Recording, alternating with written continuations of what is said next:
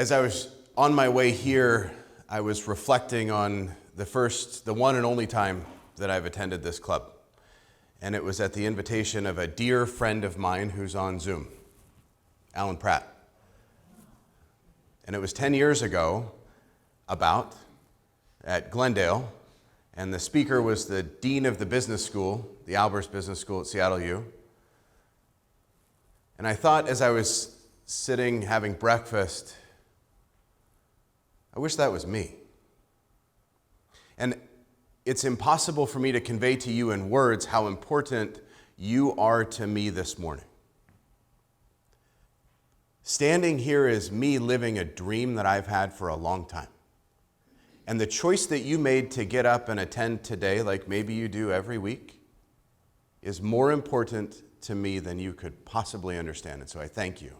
And for the folks who've joined online and on Zoom, thank you for being a part of my dream.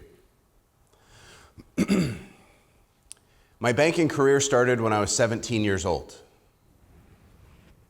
It started when I was 17 years old because I walked off my high school campus without a diploma, but instead a chip on my shoulder. Dave used the language that I've lived a lot of life, and that is true. I had a very successful career in banking that lasted 25 years. In some strange prophetic way, when I was 18 or 19, I said, I'm only going to do this for 25 years, and then I'm going to retire from banking at the age of 42. I did that in February. I left the industry after 25 years, and I'm 42. Now, what I said when I was 18 or 19 was just the imagination of a young man, hardly even young man, maybe grown boy, but it came true. And you're a part of that. And so again, thank you.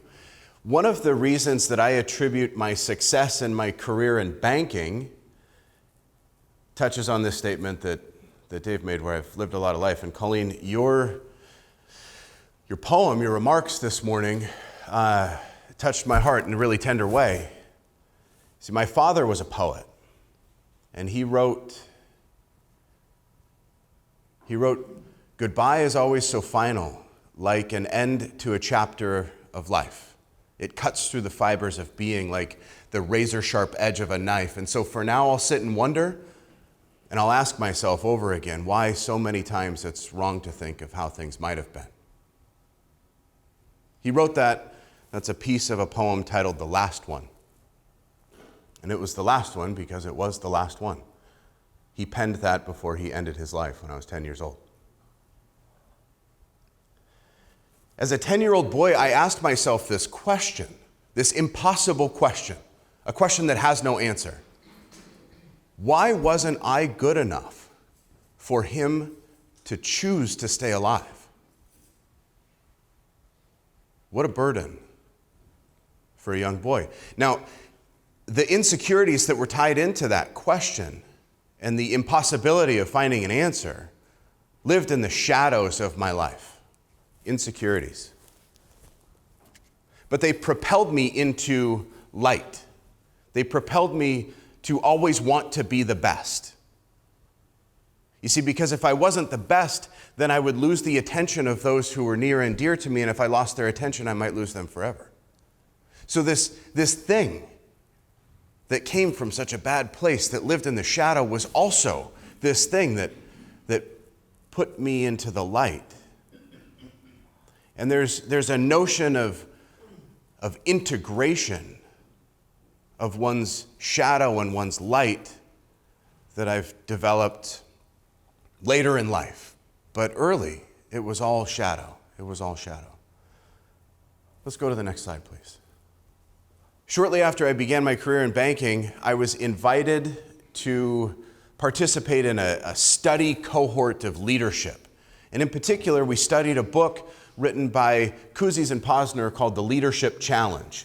And in my lifetime, I have come across this book 3 or 4 times. So I'm very familiar with its content. And this started a journey where I began to study, examine, pay attention to leadership. And later on, a mentor of mine, a man named Bill Robinson, a very important man in my life, whom the world lost to cancer some years ago, he was a preacher of leadership. He would give a leadership sermon, and he would say from the podium, he would say, leadership is a choice. But he would say it 3 times. The second time he would say, leadership is a choice. And the third time he would say, leadership is a choice. Now, I thought I understood this as a want-to-be leader. I thought that meant that I had to make a choice as the leader. But I later understood that leadership is not necessarily the choice of the leader, but it is always the choice of the follower. You see, John Maxwell said, if you think you're leading but no one is following, well, you're just taking a walk.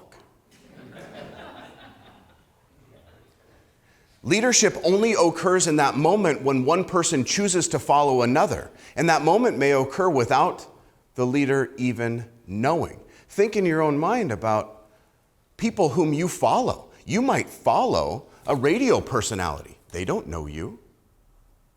You might follow someone in your family or a teacher or a coach or, there are people whom you've chosen to follow. Why? Why do you choose to follow these people? This is what I wanted to examine, right? And so after 25 years, I learned a few things. And I wrote them in a book. There's 100 lessons that I learned over 25 years, and I just want to share lesson 99 with you because it's particularly relevant for me today being here. An intentional life has no mistakes. Now, this is an ambitious statement, but roll with me. That's what I actually wrote. We all experience turbulence in our lives. This is an immutable fact. Unplanned events will occur, and often you'll wish that they didn't. But listen, if you're living intentionally, even if you swerve a little along the way, you're unlikely to go completely off the road. Make sense? See, I'm not who I was, and I really like who I am. This photo was taken in 2013 when I was quite literally almost at the height of my weight, which would be the low point of my physical health, but feeling at the height of my career. My life was good on the outside. It looked like I was living the American dream. I met my wife and the mother of my children working together at Bank of America. That's a whole story that we don't get into today. But we had the house and the cars and the kids and the life. She stopped working. In 2016, we were walking in our neighborhood, and she was hit by a car, and she did not survive.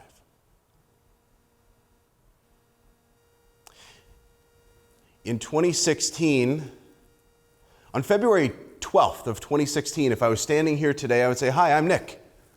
I'm a husband, I'm a father, and I happen to be a banker. That was my identity. On February 14th of 2016, I couldn't say that anymore. This is a before and after moment in my life. Before it was one way, after it's different. It was in that moment that I realized something, that I'm the only one that my children have left. I'm the only parent they have. I have to stay alive, which meant I needed to get my head right, my heart right, my body right. So I changed. So here you see me hiking up the Kelso sand dunes in California, skiing, weightlifting. I'm not who I was. I really like who I am. So all of that is background, and the reason that it's important for me to share that with you is so that you know who it is that's talking and telling stories. Telling stories is important to me. It's fun for me. It's also, as I spoke earlier of the shadow and the light, I've lived a lot of life. If I don't tell my story, I am afraid that those experiences will be left in vain. I'm propelled by something that I hide in the shadow, which is a fear of insignificance, that my life won't have meaning. But to bring that into the light, to share story that can be learned from, that can be shared, is a good thing. So it's the integration of shadow and light. And what I'm going to do now is integrate two different ideas, seemingly very disparate ideas. I'm going to tell you about the Goggins challenge, and I'm going to layer that into the leadership challenge, which I referenced just a moment ago, a book written by Kouzes and Posner. Let's start with the Goggins challenge. Next slide, please. What's up, team? So I heard about this thing the other day called the 4x4x48 Goggins challenge. And I was like, yeah, I could do that. I don't know. But I'm going to start. I'm going to try. And, well, here we go. Here's leg one. So what you see is a screenshot from my cell phone. And these are alarms that I had set. 3:50 a.m., that is a legitimate alarm. And then 4 hours later at 7:50 a.m. and then 11:50 a.m. See, the Goggins challenge 4x4x48 is a challenge to run 4 miles every 4 hours over the course of 48 hours for a total of 48 miles in 48 hours. Colleen, I see what your face is like. Why on earth would anyone do that? I'm still asking myself the same question. Okay, so I have a good friend of mine named John File. I call him Johnny File. And John also has an idea around leadership and brand, and it's love the process, and I love the process. So I'm talking to John, we're hanging out, we're buddies. And he's telling me about this Goggins challenge. And all love to John, but I looked at him, said, he did that? I can do that. Now, I'm not a regular runner. Running is not something that I choose to do ever. But I thought, yeah, why not? 48 miles in 48 hours. If he can do it, I can do it. So I looked at my calendar and I said, there's 2 days. So I set alarms. And the first run was at 7:50 p.m. And this is me recording. And so what I did is I decided I'm going to share this journey. I'm going to share this journey with the folks that I engage with and connect with around social media.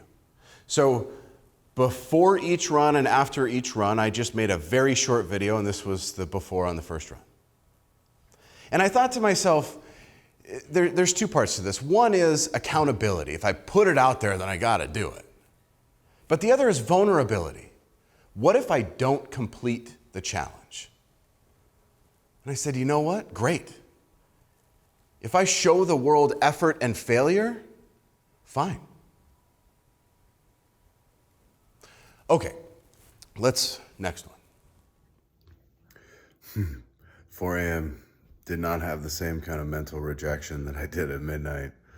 Feeling it in the legs, but ready to go. Here's round 3. That was me making a video in my bedroom at 4 a.m. Now, when my alarm went off at 11:50 p.m., for the first 12 a.m. run, I had the same look on my face that Colleen did when I said that. What on earth are you doing? I almost stopped. So now I'm going to integrate this Goggins challenge with the leadership challenge. And these are not all the ideas from the leadership challenge, but they're 3. Preparation, vision, execution. These are things that leaders must do. Preparation. So I know a lot about myself. Physically, I know a lot about my body. I know what it takes for me to do certain things. So I prepared. What you see there is the beginning of a stack of pancakes that got this tall. You see a huge bowl of pasta. You see some butternut squash and a little bit of slow roasted beef. What I knew I needed was energy. What I ended up doing was eating a full meal after every run. The calorie consumption that this body went through in 48 hours was absolutely staggering. I think that I probably burned 12 to 15,000 calories in 2 days. I think that's about accurate. So I needed to consume 12 to 15,000 calories. But I wouldn't have time because it's every 4 hours. It took me anywhere from 45 minutes to an hour plus to run 4 miles. So then I also had to sleep. Once in a while, maybe I had to shower. I was going to have to do laundry. I was going to have to fit in life. So preparation. I needed food, and I made it all and stuffed my fridge. And there was fruits and there was other things. Okay, good. So this is lesson 28 from my book. And what does this have to do with preparation? Work harder on yourself than them. See, every one of the 100 lessons is 6 words, no more, no less. And each has a paragraph that kind of explains. And when I say work harder on yourself than them, what a leader must do is the work put into lifelong learning and living a healthy lifestyle. I say it this way: take the time to prepare for the time when there is no time. Take the time to prepare for the time when there is no time. There are events that occurred in my life which I have shared with you that I was not prepared for. And there was no time to prepare. I had to respond, I had to react. Leaders do this all the time. COVID pandemic, what do? I don't know. There's no time. We have to do something. What have you done to prepare? Leaders, work harder on yourself than them. Get good at looking around corners, visualizing potential scenarios, studying from those who've gone before you and learning from their failures and their successes. There are folks in my influence circle, people whom I've chosen to follow, that engage in endurance competitions. And so what could I learn from them looking around corners, anticipation? Let's go to the next slide. Anticipate and document the important milestones. Sure, I'm running 48 miles over 48 hours, but do you know what the most important milestone was for me? It's the first 4 miles. And then after that was done, the most important thing for me was getting out of bed at midnight. Let's go to the next slide. Anticipation becomes the superpower of experienced leaders. This is why experience has so much value. If you've been through something before, you can anticipate. And so draw on past experiences to predict and plan. Now, you may not always get it right, but that anticipation is a superpower. All of this is around preparation. So what did I anticipate as I was running? I anticipated that at 12 a.m., my per mile pace was going to be a bit slower, right? I anticipated that Tuesday morning at 9 a.m., I had a 2-hour men's group, and I had a commitment to that group. So I started running at 8, and I needed to be done by 9. And also, I was not going to have 2 hours of sleep between the 8 a.m. and the 12 p.m. run. So what was I going to do in advance to make sure that I could be successful? Vision. You prepare, but you need to have a vision. This is David Goggins. This is the man. This is the creator, the mean guy that came up with the Goggins challenge. Now, David has lived a life far worse than I want to imagine. But he has a vision. And people follow him. Hundreds of thousands, dare I say millions of people follow him. In part because he has a vision. He encouraged hundreds of thousands of people across the globe to do this thing that I did. Vision. Let's go to the next slide, please. Early on in the book, what I say is that without choice, it's dictating, not leading. If you're leading a group of people and they are not choosing to follow, well, you're dictating. You're telling them what to do. And if people choose to follow because they believe in the vision and the mission of the work they're doing, they don't need to be micromanaged. They may need to be helped along the way. But if they buy into the vision, they're following. Vision is critical for leadership. Next slide, please. Hey, it's Nick with The Chosen Leader and author of 6-Word Lessons for Middle Managers. Here's lesson 47. Manage to the most optimistic outcome. Would you follow a leader who said, "Come with me and life will be mediocre"? No. People will most enthusiastically follow a leader who has a vision for the future that's better than their own. But having that vision is not enough. The expectation that it will be realized is just as important. The little decisions that indicate the leader's confidence will show up when they're obviously managing to the most optimistic outcome.